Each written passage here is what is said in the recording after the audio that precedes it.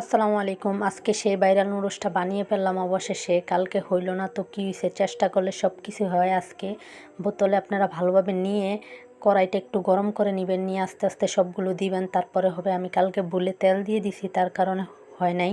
এভাবে আস্তে আস্তে আপনারা দেওয়ার পরে এই দেখেন কত সুন্দর হয়েছে। আমি এখানে একটু তেল দিয়ে দিলাম কড়াইতে, দেওয়ার পরে এখানে পেঁয়াজ মরিচ দিয়ে ভালোভাবে ভেজে নিব। ভেজে নেওয়ার পরে এখানে টমেটো দিয়ে দিব। টমেটো দেওয়ার পর একটু ভালোভাবে ভাজা হলে একটু বিট লবণ দিয়ে দিব। বিট লবণের লগে একটু গুঁড়ো মরিচ দিয়ে দিবেন, তা এর কারণে একটু মানে মজাটা একটু বেশি হবে গুঁড়ো মরিচ দিলে। তারপর একটা ডিম অ্যাড করে দিলাম। দেওয়ার পরে সবগুলো ভালোভাবে ভেজে এখন নুডলসগুলো দিয়ে দিব। নুডলসগুলো আস্তে আস্তে দেওয়ার পরে আস্তে আস্তে অল্প করে দিয়ে দিয়ে নেড়ে নেবেন, না হলে আর কি ভিতরে মশলাটা ঢুকবে না। অবশেষে সবাই খেয়ে অনেক প্রশংসা করলো, আলহামদুলিল্লাহ অনেক মজা হয়েছে খেয়ে। আপনারাও একবার হলে খেয়ে দেখবেন।